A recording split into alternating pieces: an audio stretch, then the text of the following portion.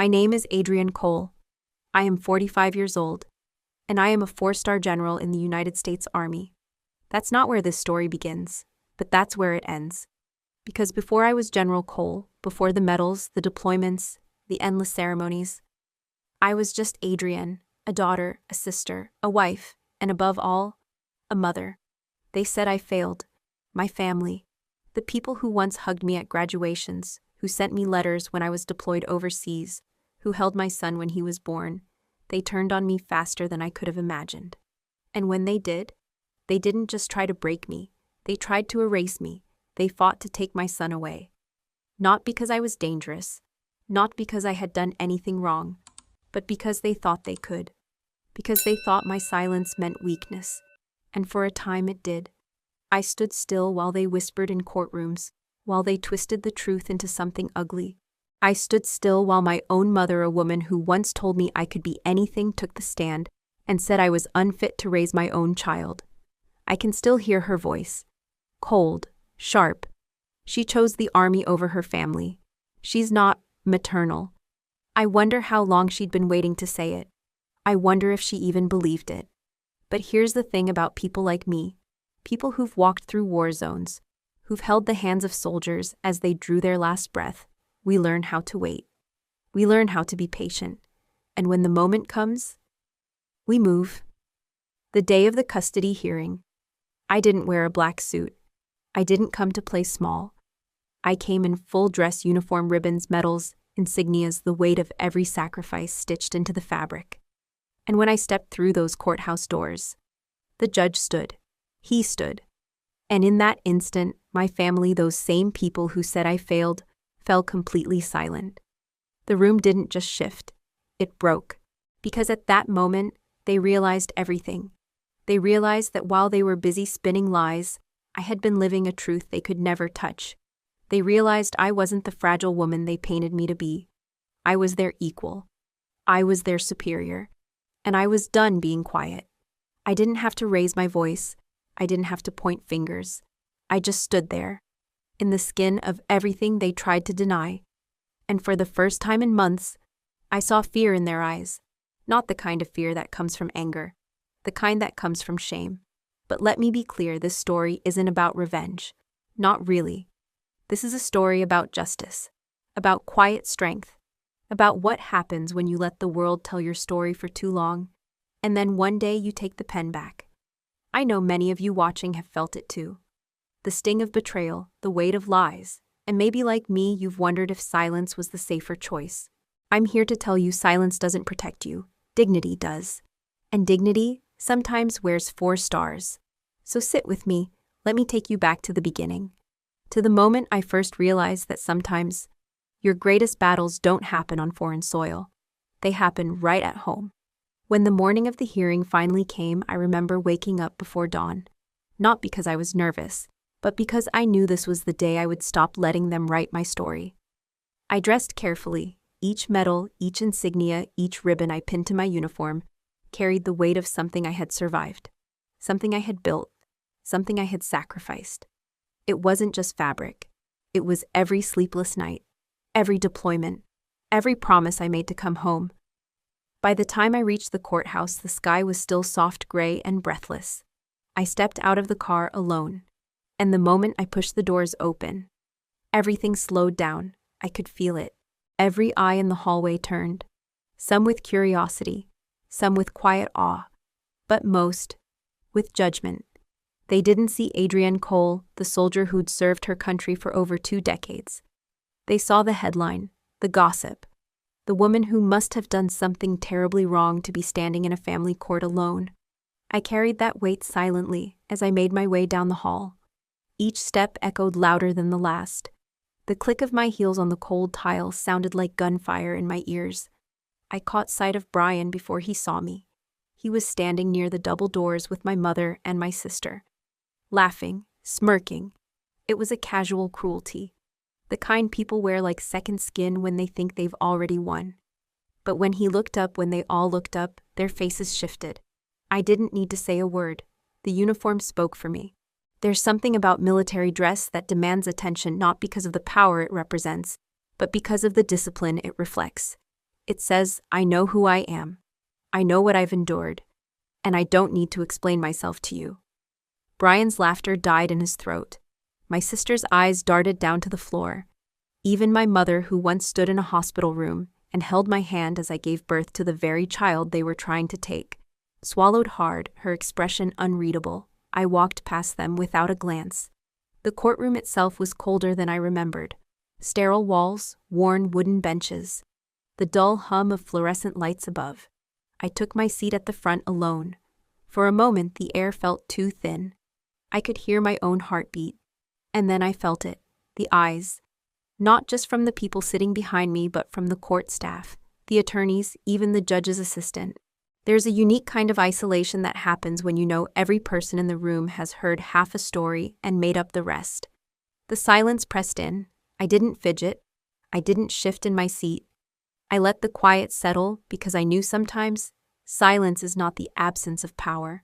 Sometimes it is the weight of it. I glanced toward the flag in the corner of the room, the American flag, motionless for a moment, then gently stirring in the faint breeze from the air vents above. That flag had been with me in every base, every battlefield, every return home. And somehow, standing in that courtroom, it felt just as foreign as it did familiar. I drew in a slow breath and let it go. No anger, no fear, only clarity. They thought they knew me, but they didn't. They only knew the version of me they had built in whispers and glances, the one they painted in half-truths and courtroom rumors. And as I sat there back straight, hands folded, metals glinting softly under the artificial lights, one thought settled into my chest like a quiet anchor. They think they know me, but they only know the shadow they created. I used to believe that the loudest betrayals came with shouting, with slamming doors and broken plates. But that's not how mine happened. It started with a soft knock and an envelope. I had just returned from Brussels NATO Joint Command. 48 hours without sleep, still in uniform, still wearing the weight of briefings and battlefield updates. I remember the house was quiet. Too quiet. The moment I saw the envelope on the doorstep, something inside me, something small, just stilled. I picked it up. My hands barely trembled. I'd held rifles steadier than this. But when I turned the envelope over and saw the handwriting Brian's, I knew. Before I even tore it open, I knew. The words were simple. Cold, legal, petition for dissolution of marriage, request for sole custody. I don't remember if I breathed. What I do remember is the sound of the front door closing behind me, a sound that until that moment had always meant safety. Home. Now it felt like the lock clicking shut on a cell. I stood there frozen in the entryway, still clutching that envelope, still wearing the boots I'd worn through muddy fields overseas. And I couldn't move. There's a strange kind of silence that comes when your world starts to crack. It's not the absence of noise. It's the absence of meaning. I don't know how long I stood there. Long enough for the weight of the envelope to become unbearable. I sat on the edge of the couch, my fingers tracing the gold band on my left hand. I didn't cry, I didn't scream, I just turned the ring, slowly, over and over, until my thumb found the familiar groove where the skin had worn smooth. Then I slipped it off. I held it in my palm for a moment, just stared at it like it belonged to someone else. Then I placed it on the coffee table right next to a photo of Noah, the one where he's grinning with 2 missing front teeth, arms wrapped around my neck hair, windblown from the park. I kept looking at that photo, and something inside me just broke. Not all at once, not in a way you'd see, but quietly, precisely, like the first hairline crack in a dam. I've walked through war zones. I've seen cities in rubble, but nothing prepares you for the battlefield inside your own home. The irony wasn't lost on me. I'd fought for my country. I'd led convoys through hostile fire. I'd buried friends with flags folded tightly in trembling hands. And yet, the battlefield that unraveled me was a living room lit by the soft glow of a forgotten lamp. I stood eventually. I don't even remember how. I walked to the door, placed my hand on the knob, and for just a second, I hesitated. Because I knew that whatever was on the other side of that door, whatever version of life waited beyond this moment, I could never come back to this exact place again. Not really. Some doors once closed don't open the same way. Some thresholds once crossed change the shape of who you are. I opened it anyway. The door clicked shut behind me with a soft thud. And in that sound, something final settled deep in my chest. Later that night, I would take off my uniform. I would lay it carefully over the back of a chair. I would take the photo of Noah from the mantel and place it inside my travel bag. I would leave the ring where I'd set it. I never touched it again. And as I lay awake listening to the soft hum of the ceiling fan, tracing the empty circle on my finger, I whispered words I wasn't sure I believed yet. Some doors, once they close, you don't go back through them. Not because you can't, but because you shouldn't. People ask me sometimes, how does a marriage fall apart? Is it sudden? Is it explosive? I wish I could say yes. I wish I could point to one moment, one argument, one betrayal that shattered it all. But the truth is quieter. It happens in the small things, the things you don't even notice until you're already too far gone. Brian and I, we weren't always like this. There was a time when he made me laugh, when we stayed up late watching old movies, when he held my hand in grocery stores just because. But somewhere between deployments and promotions, between endless flights and welcome home ceremonies, the distance crept in, not the kind of distance you can measure in miles, the kind you can feel even when you're sitting across the same table. I remember the last dinner we ever had as a family, not the court filings, not the shouting, just dinner. It was a Tuesday, nothing special. The kind of night that should have been forgettable. I had come home early, a rare thing. Noah was already at the table, legs swinging, a goofy grin plastered on his face as he tried to balance a spoon on his nose. He laughed. That deep belly laugh kids have when the world is still simple. I should have joined him. I should have laughed too. But instead I remember sitting there, watching, distant, disconnected. It was like I could see myself from the outside, like a stranger in my own home. Brian noticed. I know he did. But he didn't say anything. He just kept cutting his steak, eyes flicking up every now and then, not with anger, but with something worse, indifference. That's how marriages die, not in fire, in ice. I don't remember what we talked about that night. Probably something about Noah's school, the weather, maybe one of his soccer games. I only remember the sound of Noah's giggle and how somehow it felt far away, like I was underwater hearing it through glass. I wanted to reach for it. I wanted to snap back into the moment, but I didn't. Instead, I nodded at the right times. I smiled when I was supposed to. And all the while, something inside me kept whispering, this isn't right. This isn't real. The mask was already cracking. We just hadn't admitted it yet. Later that night, after Noah had gone to bed, Brian and I sat on opposite ends of the couch. The television was on, but neither of us was really watching. The space between us wasn't measured in feet. It was measured in years. Years of missed birthdays, missed dinners, conversations that never happened because we were always too tired, too distracted, too far apart. I looked at him, really looked, and for a brief second, I saw it. The resentment, the loneliness, the weight of everything we'd both stopped saying. And I realized I didn't know who he was anymore, and worse, I wasn't sure he knew who I was either. People think the worst thing you can feel in a marriage is anger. It's not. It's detachment. The quiet realization that you could disappear from the room and nothing would change. That's when I knew the cracks had already split wide open. I still wore the uniform. I still kept the schedules, the routines, the polite smiles. But inside, something essential was already gone. I see it so clearly now. The dinner table, the half-empty wine glasses. Noah's laughter so pure, so untouched by the fracture he couldn't yet see. I don't even remember what I cooked that night. But I remember the sound of the knife against the plate, the flicker of candlelight on Brian's face, the way he said goodnight without looking me in the eye. We never spoke of it. We just let the silence grow. I think some part of me believed we could fix it. That maybe one more homecoming, one more vacation, one more carefully planned anniversary dinner would glue the pieces back together. But I was wrong. We both were. Some cracks can't be sealed. Some masks once broken never fit the same way again.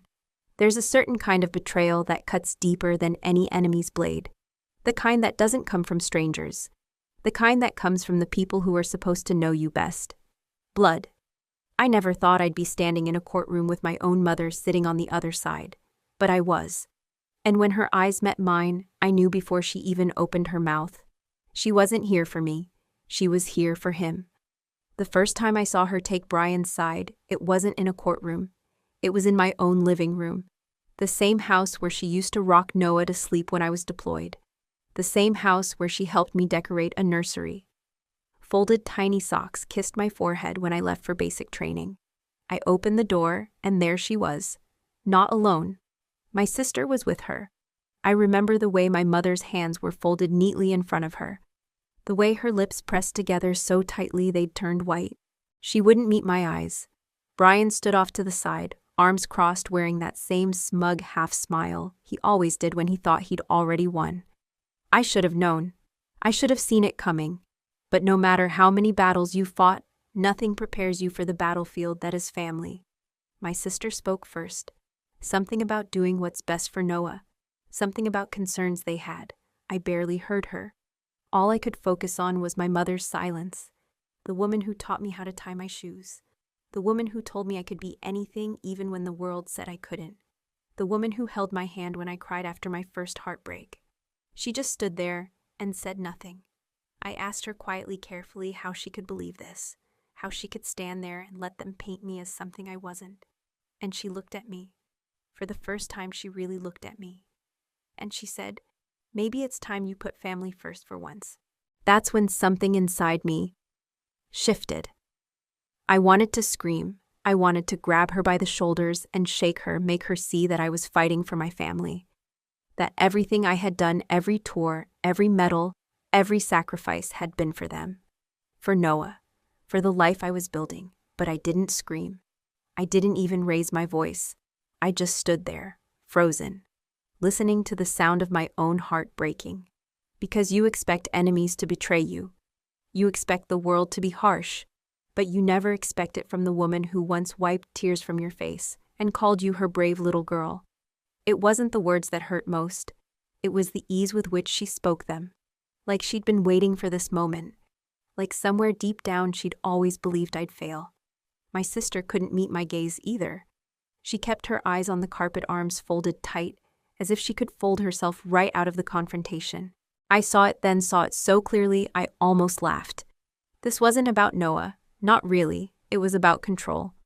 About years of quiet resentments, of whispered judgments, behind closed doors, of disappointment they never spoke aloud but carried like heavy stones between us. And I realized I had spent my entire life proving them wrong. Proving I was strong enough, brave enough, worthy enough. But in the end, none of it mattered. Because some people don't want to see you rise. Some people need you small so they can stay big. The conversation ended not with shouting, but with distance. With my mother turning away. With my sister following behind her. The door clicked shut behind them. And there it was again. The sound of a door closing. Another threshold I couldn't uncross. I remember standing there long after they left, my hands still trembling, my breath shallow. I looked down at the picture of Noah on the mantel, his gap-toothed grin, his eyes so full of life. And I whispered to myself, not even realizing I'd said it aloud sometimes. The deepest wounds come from the people who were supposed to protect you. There's a moment when the story stops belonging to you. When your life, your name, your choices become headlines. And no matter how hard you try, you can't take it back. That moment came faster than I expected. It started with whispers, and then the noise. The tabloids loved it, of course. Decorated general in custody battle shocker. Can a soldier be a mother too tough to nurture? I didn't recognize myself in any of it.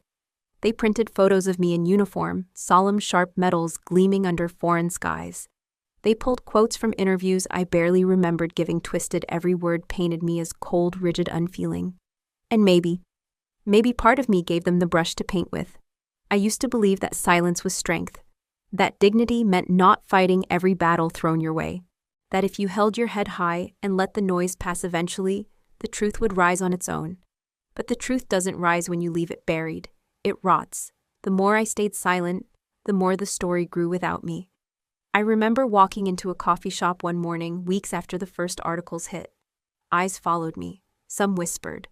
One woman, someone I used to know from Noah's school, glanced up, met my gaze, and then quickly looked away like I was contagious. I didn't say a word. I just left the coffee on the counter and walked back to my car. And that's when I saw it. my own reflection in the rearview mirror. For a second, I didn't recognize the woman staring back. Tired eyes, tight jaw, shoulders too straight, too rigid, like the weight of the world had fused into my bones. I looked like the person they said I was, cold, distant, a machine in a uniform. I sat there for a long time, engine running, heart numb, and I realized something that chilled me more than any headline could. The enemy wasn't just out there. The enemy was in here. Me. I had built the wall, brick by brick, deployment after deployment. I had armored myself so well that even the people I loved couldn't find a way in anymore. And in the absence of my voice, the world created its own version of me, a version I barely recognized. Unreliable narrator. That's what they call it in books, isn't it? The voice telling the story isn't always the voice you can trust. And maybe I wasn't as reliable as I thought. I told myself I was doing this for Noah, that staying calm, composed, unshaken was the right way. But whose comfort was I really protecting? Mine, theirs? Or the fragile idea of who I thought I was supposed to be? The truth haunted me. I had let them build a version of me that I hadn't fought back against. And in doing so, I was slowly becoming it. I remember looking down at my hands on the steering wheel, steady, calloused, familiar, and feeling foreign. I whispered to myself, barely audible, "Who are you?" The answer didn't come. Because I didn't know. Not fully. Not yet. I thought about Noah, his laughter, his tiny hands gripping mine when he was just learning to walk. I thought about the way he used to call me Mama Bear, the way he'd run to the door when I came home. Had I become so wrapped up in survival that I forgot how to live? Had I worn the armor for so long that I forgot how to take it off? That day something shifted in me. I didn't have all the answers yet. I didn't even know how to fix it. But I knew one thing with absolute certainty: silence wasn't going to save me. It was killing me. I couldn't afford to be quiet anymore. Not for me. Not for Noah. And as I sat there watching the reflection of a woman I barely knew, I made a silent promise I would find my voice again, before the world took it completely. For most of my life, I believed that family meant safety. Family meant loyalty. Family meant love.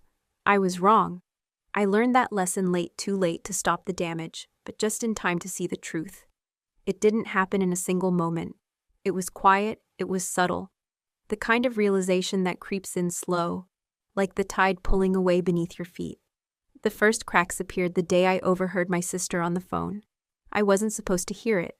I had stopped by my mother's house, unannounced, unplanned. Some part of me still hoped we could salvage what was left. I stood in the hallway frozen as her voice drifted down the stairs. "I don't have a choice. I'm drowning. The debts. I can't."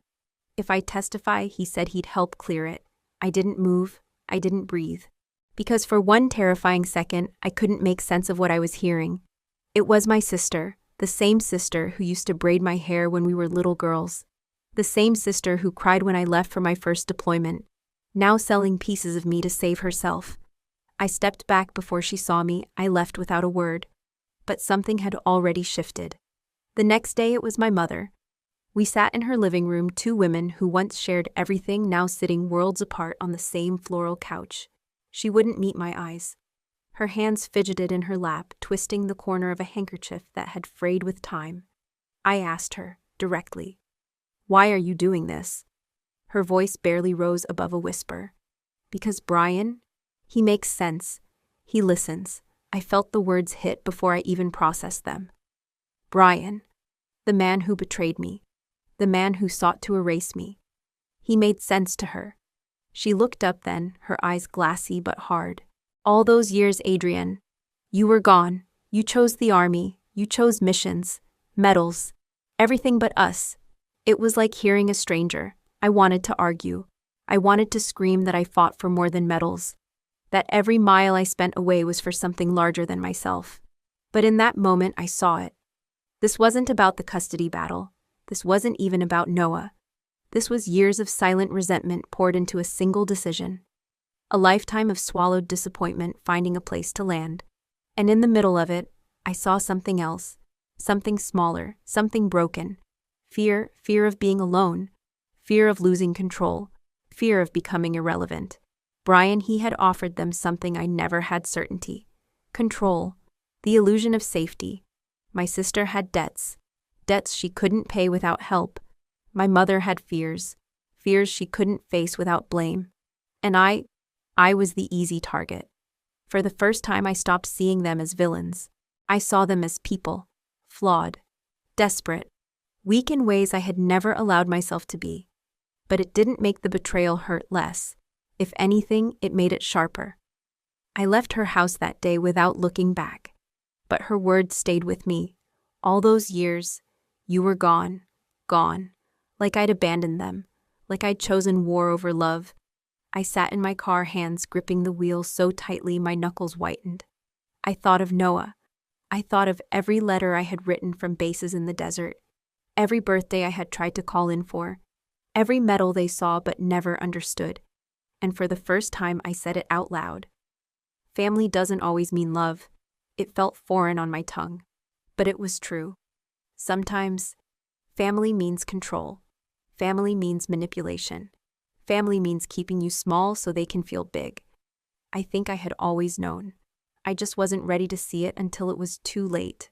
That night, I found an old photo tucked in the back of my closet. My mother, my sister, and me, arms wrapped around each other. Faces lit with the kind of joy that only lives in memories. I held it for a long time. But when I finally set it down, I didn't cry. Some stories, no matter how beautiful their beginnings, are meant to end. There's something about a broken mirror. It doesn't just reflect what's in front of it. It fractures it, distorts it, turns familiar faces into strangers. That's how I felt when I looked at my life. Like I was standing in front of shattered glass, seeing everything I thought I knew, split into pieces I couldn't put back together. I remember standing in my bedroom that night, staring into the mirror above my dresser. The overhead light caught on a hairline crack in the corner, one I hadn't noticed before. I couldn't stop staring at it. That thin, jagged line slicing through the reflection like a scar. It felt right, honest somehow, because that's what I was now. Fractured. The trust I'd held in my family gone. The faith I'd placed in the idea of home gone. Even the person I thought I was gone. For a moment, I let myself feel it. The weight of it. The ache that pressed behind my ribs, quiet but unrelenting. But only for a moment. Because there comes a time when you have to stop bleeding. When you have to gather what's left and move. Not with anger, not with noise, but with deliberate, measured action. That's what the army taught me. That's what war taught me. You don't win by screaming. You win by planning. And so, I began. Not with rage, but with silence. The right kind of silence. The kind that doesn't hide. The kind that watches, learns, prepares. I started with the facts. I requested every court document, every filing, every transcript. I reviewed the custody claims line by line, highlighting every falsehood, every manipulated statement, every lie dressed up as concern. I met with my attorney. I hired an independent evaluator. I contacted former commanders' colleagues, even soldiers I'd once mentored, people who knew me beyond the uniform, beyond the battlefield. Character witnesses. Not because I needed validation, but because I needed to control the narrative before it controlled me again. Every night after Noah had gone to sleep, those rare nights, I still had him. I sat at the dining table with stacks of papers spread before me. Legal pads, yellow highlighters, and that mirror, the one with the crack, always within view. It became a symbol, a reminder. You don't need to be whole to be strong. Sometimes the strongest things are the ones held together by choice, not perfection. Brian's side wasn't prepared for that. They thought I'd stay passive, stay silent. They underestimated the power of quiet determination. Each move I made was calculated, precise. I didn't lash out. I didn't sink to their level. I simply built my case, one careful step at a time. But as I worked, another truth settled into me, heavier than the legal jargon, sharper than the accusations. I wasn't just fighting for custody. I was fighting for identity, for the right to be more than the fragments they saw, for the right to reclaim who I was, not as a soldier, not as a title, but as a person, as a mother. The cracks in the mirror, they didn't scare me anymore. They steadied me. Because once something breaks, you stop being afraid of breaking again. I looked through those fractures, looked at my own reflection, and for the first time in months, I saw something beyond the damage. I saw resolve. That night, before I turned out the light, I whispered to the empty room, "You don't have to be unbroken to be unshakable." The mirror caught the words, held them in the glass, and I knew deep in my bones that no matter what came next, I was done standing still. The quiet was over. There's a saying in the army, the threat you don't see is the one that takes you down. I used to think that applied to battlefields. I never imagined it would apply to my own home. The first time I heard her name, I barely paid attention. Melissa, Brian's new girlfriend. The one who had been so supportive during his custody petition. The one my mother called sweet, my sister called steady. I barely registered it. I had bigger fights to face. But one afternoon, quiet, unremarkable, I received a message. Anonymous, no name, no greeting, just a single line. "You should check her record, for Noah's sake." At first I dismissed it. Anonymous tips were dangerous. I didn't want to become paranoid to fall into the same kind of manipulation they used against me. But something lingered. Something pulled at the back of my mind like an itch I couldn't reach. So I looked. I don't know what I expected to find. Maybe nothing. Maybe something petty. What I didn't expect was the file. Sealed in another state under a different last name, Melissa's name, before she changed it. A history of child welfare investigations. One confirmed case of neglect. Another of suspected physical abuse. Both years old, both buried. I sat there staring at the screen for what felt like hours. My hands were steady, my breath shallow, and I felt the cold clarity settle in. This wasn't just about me. This wasn't just about betrayal or resentment. This was about Noah, about his safety, his future. And I had almost missed it, because I trusted what I wanted to believe, because I ignored the signs. And the signs, they had been there. The memory struck without warning. I saw her again, Melissa, clear as day, standing in my driveway the first time Brian brought her around. Her smile too wide, her eyes not quite meeting mine. The way her hand gripped Noah's shoulder a little too tight when he squirmed. The way she corrected him sharply when he spoke out of turn. At the time, I brushed it off, told myself I was imagining it, that I was projecting, that I was the one out of place, but I wasn't. I see that now. Hindsight is cruel that way. It doesn't just show you what you missed, it forces you to live with the knowledge that you let it happen. I remember another moment, Noah's birthday. Melissa had baked a cake. I can still hear her voice, sugary sweet on the surface, but edged with something brittle when Noah accidentally spilled juice on the table. Her fingers dug into his arm just a fraction too hard as she guided him to clean it. I had frozen, second-guessed, dismissed my own instincts. And that was the real mistake, because I knew better. I had trained soldiers to trust their instincts in combat zones. I had told young recruits if something feels wrong, it probably is. But I hadn't followed my own advice when it mattered most. I thought about the anonymous message again. Who had sent it? How did they know I didn't have answers? I didn't need them. The truth was enough. I printed the documents, carefully, quietly. I added them to the growing file on my dining table next to the court papers, the character statements, the letters I'd started writing to Noah but never sent. The pieces were falling into place. But this time, I wasn't reacting. I wasn't on the defensive. I was moving first. Because there's something that happens when you finally pull back the curtain. When you stop letting fear cloud your judgment, you see. Not just what's in front of you, but what's been there all along. And I saw it now so clearly, it almost took my breath away. Brian wasn't just fighting for control. He was building something on a foundation of rot. And the people I loved, my son, were standing on top of it. I closed the file, folded my hands, and for the first time in weeks I felt still. I whispered, barely audible, "Not on my watch." The mirror in the hallway caught my reflection as I passed. The crack's still there, but my eyes, they were steady, the curtain was gone, and I was ready. They say that distance isn't measured in miles, it's measured in moments. And somewhere along the line, somewhere between deployments and promotions, courtrooms, and silence, I realized I had let the distance grow too wide between me and my own son. Noah. The name still feels soft when I say it out loud. It doesn't sound like a battlefield. It sounds like home. But somehow, somewhere, I lost him, not in the physical sense, but in the quiet ways that matter most. I saw it in his eyes. The way he flinched when I raised my voice just slightly over something as small as spilled milk. The way he hesitated before hugging me like he wasn't sure if the version of me standing in front of him was the same one he remembered from before. The realization came slow. It wasn't a crashing wave. It was a drip. A steady, painful drip that ate away at me until I couldn't look away anymore. I had been present. I had provided. I had protected. But I hadn't been there. Not fully. Not in the way he needed. I sat at the dining table that night, papers spread around me, evidence files, legal documents, photos.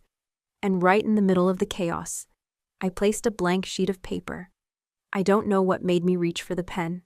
But once I did, my hand didn't stop.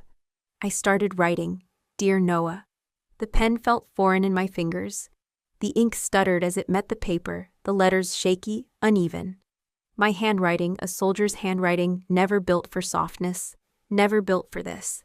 I told him the things I never said out loud, that I missed him, that I thought about him every single day no matter where I was, that every sunrise over desert sands, every quiet moment in the dead of night, every medal they pinned to my chest, I carried him with me. I told him that I was sorry, not for being a soldier, but for not always knowing how to be both soldier and mother. I paused the pen trembling between my fingers. And then I wrote the hardest line of all. I don't expect you to understand now, but I hope one day you will. The words blurred as tears filled my eyes. I hadn't cried in years, not like this, not in a way that made my chest ache and my throat burn. I set the pen down, stared at the letter, hands trembling.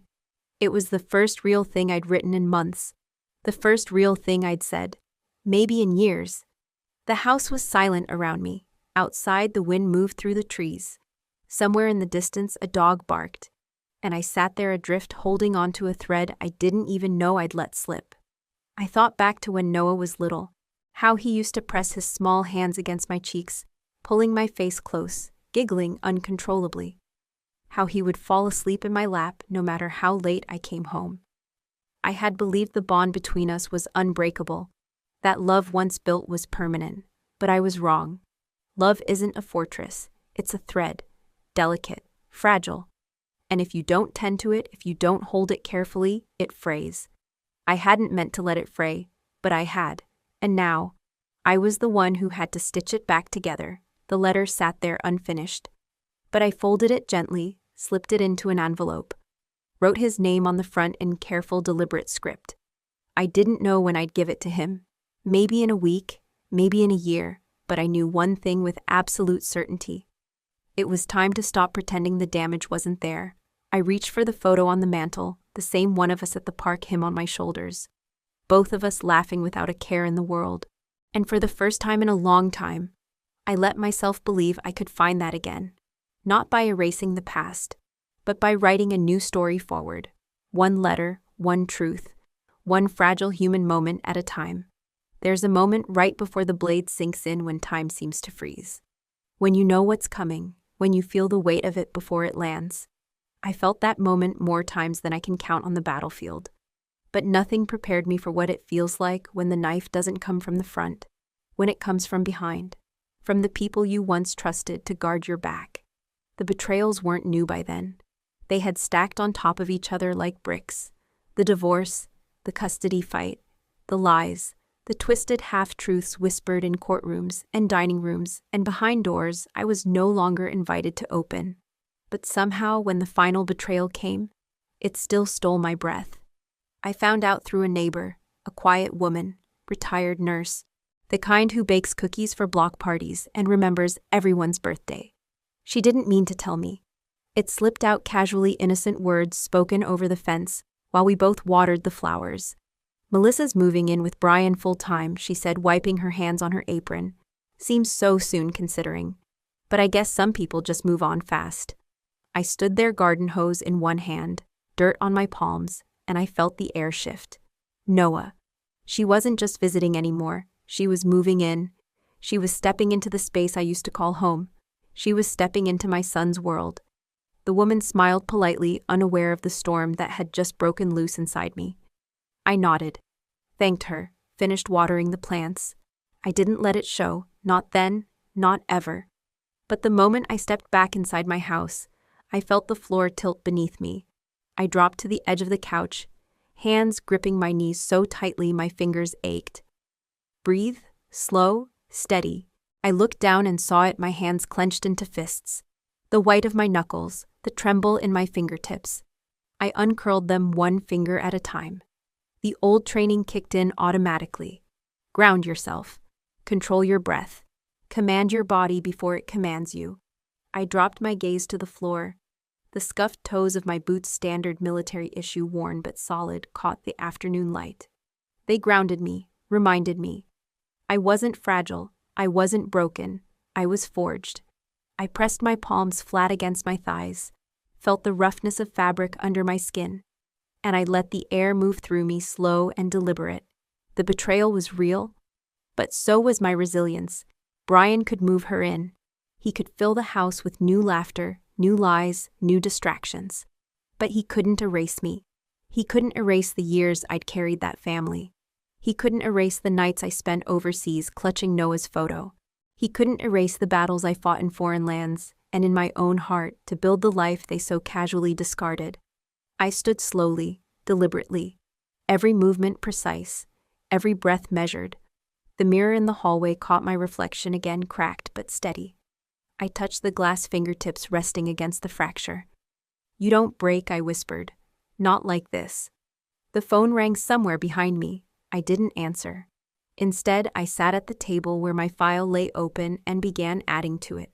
The dates, the times, the details. Each fact sharpened like a blade. I wasn't reacting. I wasn't lashing out. I was preparing. Because that's what you do when the knife sinks deeper. You don't collapse. You don't fall. You plant your feet. You steady your breath. And you keep moving. I glanced down at my boots again, solid on the worn wooden floor. I felt the weight of my own pulse slowing. And I remembered the words they taught us in the field: hold the line. That's what I intended to do. No matter how deep the knife, no matter how cruel the twist, I would hold the line. For Noah, for myself, for the woman staring back at me through the fractured glass, still standing, always standing. Forgiveness is a word people throw around too easily, as if it's something you can just hand out like candy, as if it's simple, as if it's small. But it's not. It never has been. I used to think forgiveness was about other people, that it was something you gave to those who wronged you, a gift, a concession. But I was wrong. I see that now. The first person I needed to forgive was myself. It didn't come all at once. There was no grand epiphany. Just a quiet moment, barely noticeable, when the weight of everything I had carried started pressing too hard on my chest, and I realized I was the one holding it there. I sat alone in my living room that night, papers still scattered across the table, Noah's letter unopened beside me. The house was silent except for the soft hum of the heater, and for the first time in months, I let the exhaustion catch up to me. I thought about the choices I made, the time I missed, the calls I didn't return, the moments I told myself didn't matter because duty came first. I thought about Noah's eyes, how they'd changed, how somewhere along the way I'd stopped being the safe place he could run to. And the guilt. The guilt was a living thing inside me, sharp, heavy, merciless.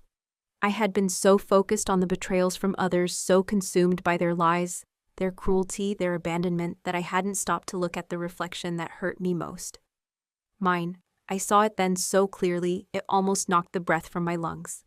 I had been punishing myself for years, not just for this custody battle, not just for this divorce, but for every time I had chosen the mission over the moment, the flag over the family, the call over the cradle.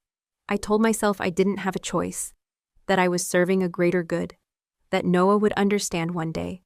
But the truth is, I didn't give him the chance to understand, because I never let him see the full me. The soldier, yes, the protector, always. But the mother, the human, the flawed. Scared, messy woman beneath the uniform. No.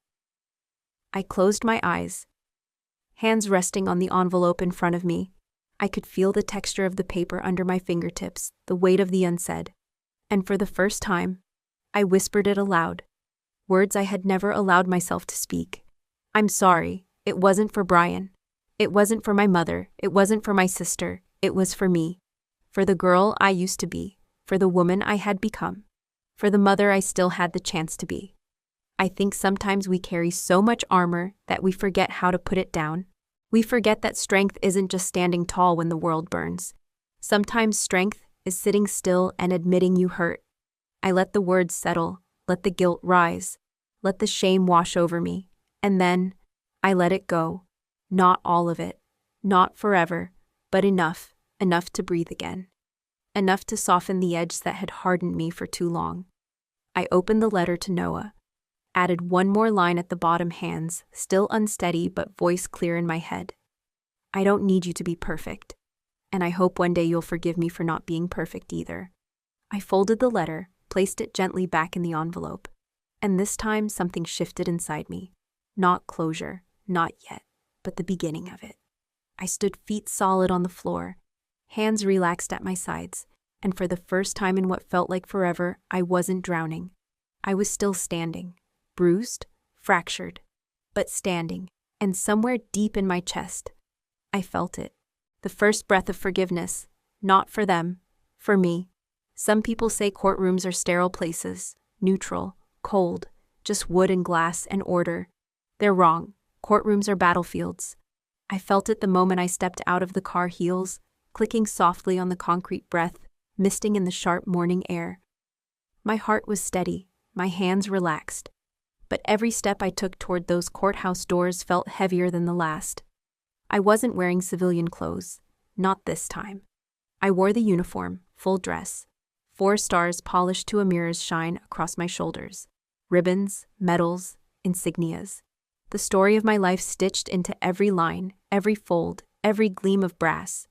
I walked slowly, deliberately, each footfall echoing like a heartbeat in my ears. Step, step, step. I kept my gaze forward, but I could feel the weight of eyes turning toward me. Security guards stiffened as I passed. Onlookers whispered. Reporters, quiet for now, shifted uneasily on the courthouse steps. They didn't need to speak.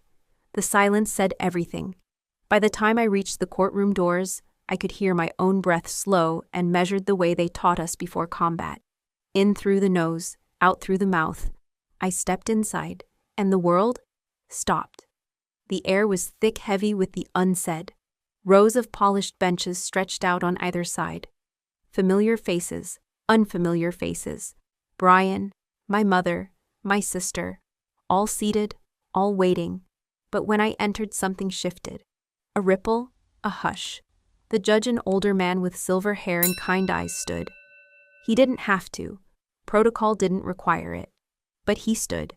And in that moment, I felt the weight of every moment that had brought me here. The battlefields, the homecomings, the distance, the cracks, the betrayals. All of it converged in the quiet stillness of that room. I could feel my heart beating slow and deep in my chest. Not from fear, not from anger, but from something older, something steadier, resolve. I walked to my seat, heels soft against the tile, the subtle shift of my uniform catching the light. I didn't look at Brian. I didn't look at my mother. I kept my eyes forward, head high, spine straight. But I felt them. I felt every glance, the way their bodies stiffened, the way their eyes darted away when I passed. They had written me off. They had reduced me to whispers, to headlines, to courtroom gossip. But now they saw. Not the version of me they built, not the caricature they painted. They saw me. I took my place at the plaintiff's table, hands resting lightly on the polished wood. The attorney beside me murmured something, soft words I barely registered. Because my focus wasn't on him. It wasn't on the legal strategy, or the press, or the weight of the court. It was on Noah. Always on Noah. I closed my eyes for the briefest second, let his face rise in my mind, his laugh. His eyes, the way he used to reach for my hand without hesitation. And when I opened them again, my breath was steady. I adjusted my sleeves, felt the cool weight of my metals shift against the fabric, and I let the stillness settle into my bones. This wasn't just a legal battle. It wasn't just about custody. It was about who I was, who I refused to stop being. And I knew without doubt that whatever came next, I would face it the way I had faced everything else in my life. one step at a time, one breath at a time. I flexed my fingers, once felt the tension release, and kept them flat against the table. The rhythm of my heartbeat slowed, even calm. Breathe in, breathe out. The judge sat back down. The room exhaled. The hearing began. And I was ready. The thing about truth is, it doesn't need volume. It doesn't need rage. It just needs space to be seen. And that's what I gave it. The courtroom settled into a heavy stillness as my attorney rose, papers in hand, voice calm but steady. Your Honor, with the court's permission, we'd like to introduce Exhibit C, video evidence submitted by the plaintiff. I sat motionless as the television screen was wheeled into place.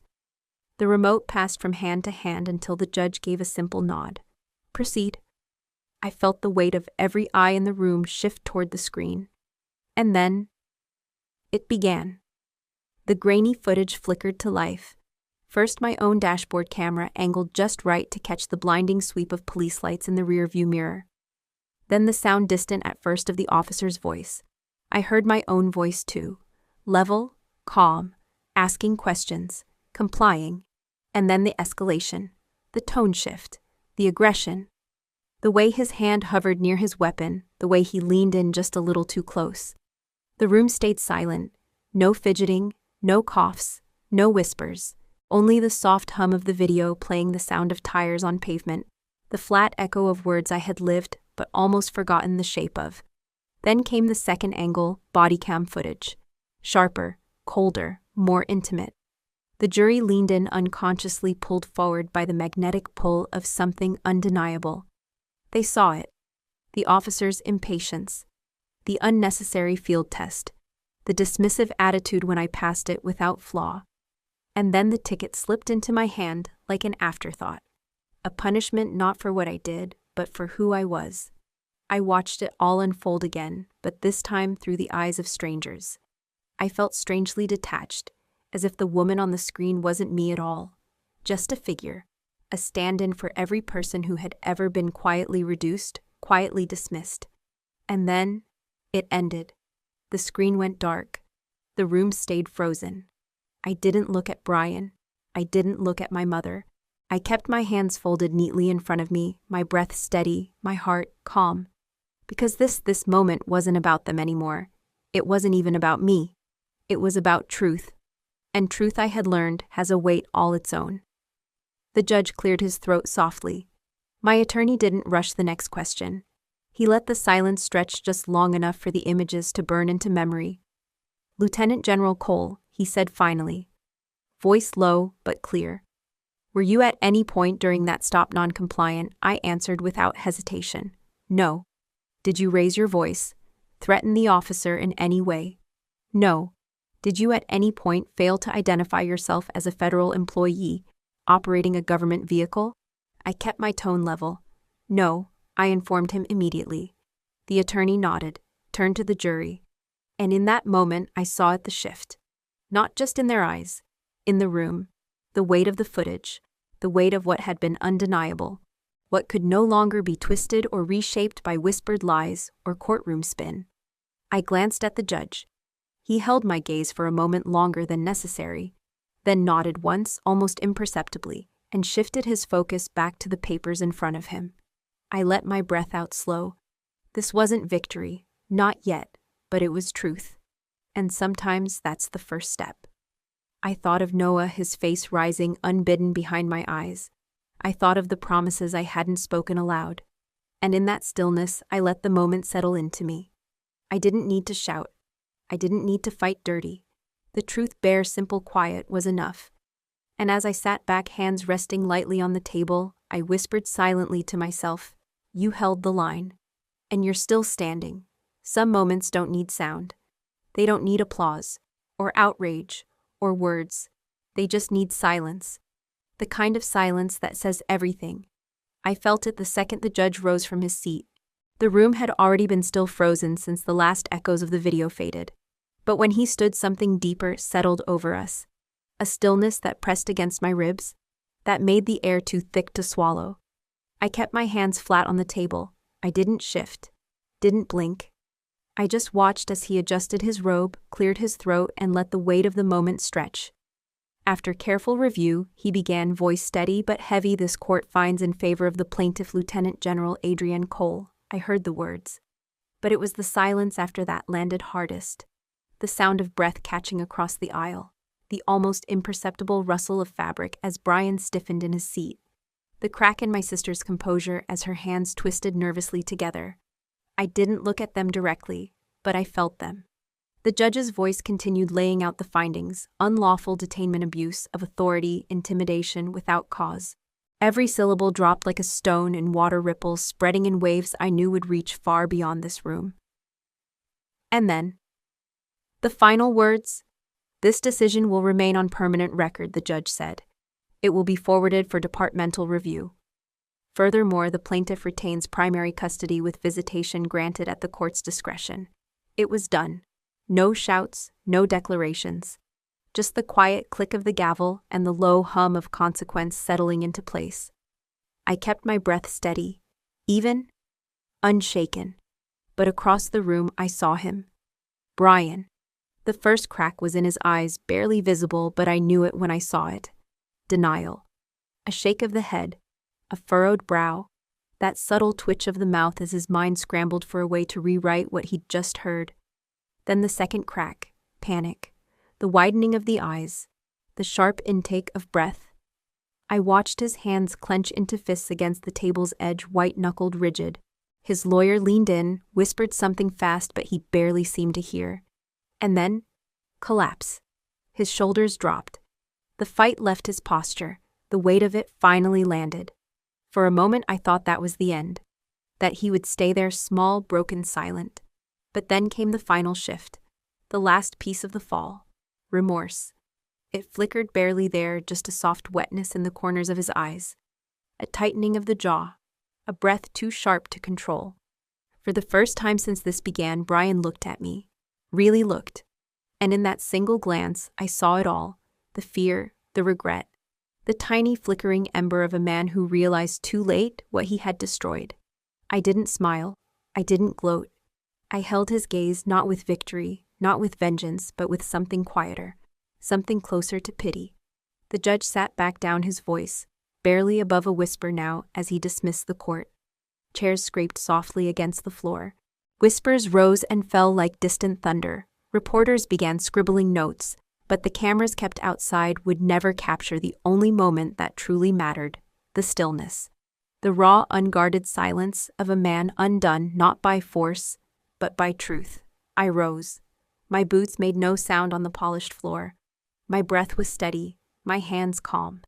As I stepped past him, past Brian, past my mother, past the sister who still refused to meet my eyes, I felt something shift deep in my chest.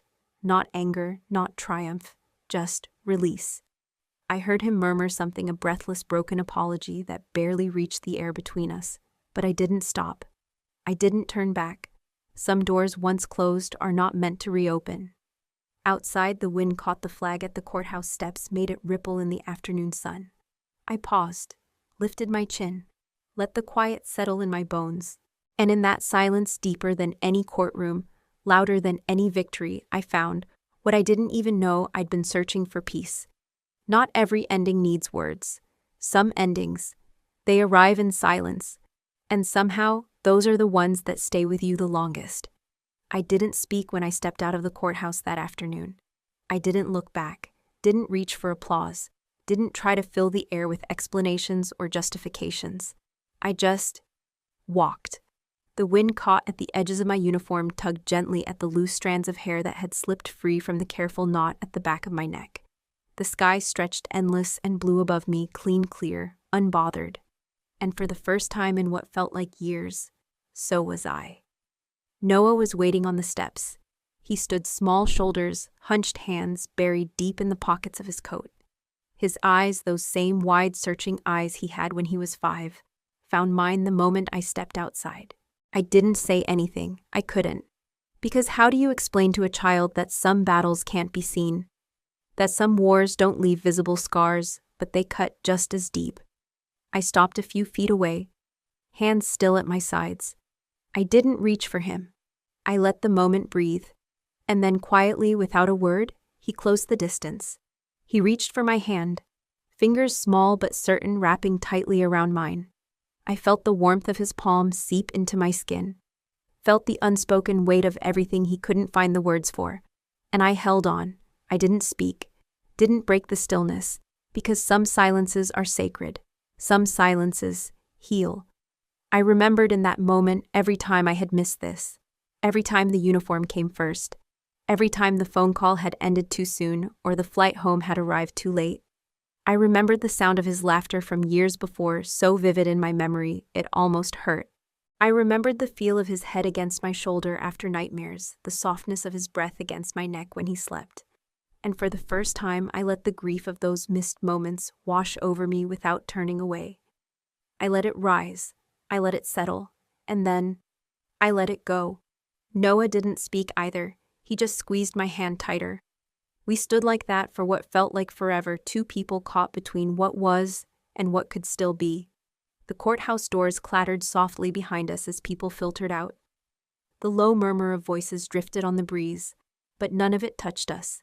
It was just him and me. And the quiet. I felt the smallest breath of relief press against the edge of my heart, fragile but real.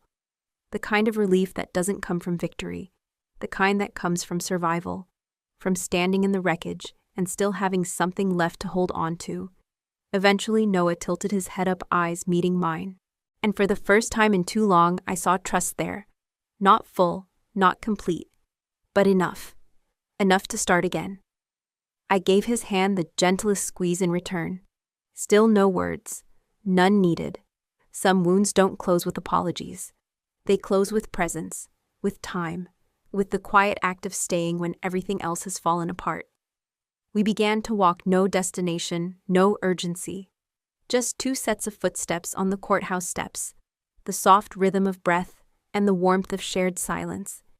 And as we moved forward, hand in hand, hearts still raw but somehow lighter, I realized something I hadn't allowed myself to believe until then. Some battles aren't meant to be won. Some are meant to be endured. And sometimes, the only victory is that you're still standing to see the sunrise. I looked down at Noah. He looked straight ahead. And we kept walking. Together. Some stories don't end with fireworks. They end in the quiet. 2 weeks after the verdict, I found myself sitting on a park bench, not in uniform, not in court, just me. Noah sat beside me, a half-melted ice cream cone in his hand, his legs swinging back and forth beneath the bench. The breeze was soft, the sun warm, but not harsh. And for the first time in what felt like forever, the weight I'd carried for so long was lighter. We didn't speak much. We didn't need to. I watched him laugh at the way his ice cream dripped down his fingers, his nose scrunching up in that same way he used to when he was 5. It struck me then how much time I had lost, how much life I had let pass in the name of battles I thought I had to fight alone. But this moment, this small, ordinary moment, felt more powerful than any battlefield I'd ever stood on. I wasn't General Cole here. I wasn't the soldier. I wasn't the headline. I was just Mom. No medals, no rank, no war, just us. Noah nudged me at one point, eyes shining in the afternoon light, and offered me a bite of his ice cream. I laughed, genuine, unforced, and I took it. The sweetness of vanilla and the sound of his giggle filled the air around us, soft and light. I let the breeze wash over me, closing my eyes for a second. And somewhere deep in my chest, past the scars, past the walls, I felt it. Peace. Not because the world was fixed, not because everything was perfect, but because I was still here, because we were still here. When I opened my eyes again, I looked at him, really looked. And I whispered soft enough that only I could hear. They said, I failed. The words didn't sting the way they once did. They held no weight, no power. I smiled gently, my voice barely audible against the rustling leaves. Maybe I did, but I got back up. And I'll keep getting back up. Noah didn't hear me. He didn't need to. I wasn't saying it for him. I was saying it for me. We sat there until the sun dipped low, until the shadows stretched long across the grass, and the breeze carried the scent of autumn. And when we finally stood to leave, I held his hand, not tight, not forced, just enough. And together, we walked forward. Before we say goodbye, I'd love to know, Where are you watching from? Is it a quiet morning with a warm cup of coffee, or a late night where stories like this keep you company? Let me know in the comments. I read every single one with gratitude. And if this story touched your heart, please consider subscribing to this channel. Not just to hear more stories like this, but to be part of a community that still believes in kindness, in healing, and in second chances. Thank you for spending your time here with us today. Wherever you are, whatever season you're standing in, I hope you carry this story with you. And remember, sometimes the miracle doesn't knock loudly. Sometimes it waits quietly, patiently, until you're ready to open the door. Take care of yourself. Be gentle with your heart. And I'll see you in the next story. 1. Description: revenge isn't always loud. Sometimes it's quiet, calculated, and dressed in a military uniform. In this powerful, true-to-life revenge story, Lieutenant General Adrienne Cole faces the ultimate betrayal. Her own family tries to take her son away, believing she's too broken by war to be a mother. But when Adrienne walks into court in full military dress, her 4-star rank leaves the room speechless. If you love military revenge stories, courtroom drama, and emotional underdog victories, this story will keep you hooked until the very end. Witness how Adrienne, battle-hardened, resilient, and deeply human, fights, not just for justice, but for the right to be seen and loved as she is. Will quiet strength be enough to dismantle years of betrayal? Click play now, because some revenges don't come with noise. They come with dignity. Thank you so much for watching and supporting. Revenge Dismantled 2. Pinned comment. What did you think of Adrienne's story? Rate it from 0 to 10. I'd love to hear your thoughts. Where are you watching from? Drop your location in the comments, and let's build a global community that believes in kindness, resilience, and second chances. If this story touched your heart, don't forget to subscribe and share it with your friends. Your support brings us closer to our 1K subscriber milestone and inspires us to keep creating more powerful love and revenge stories. Thank you for being here, for listening, and for reminding us all, sometimes quiet courage changes everything.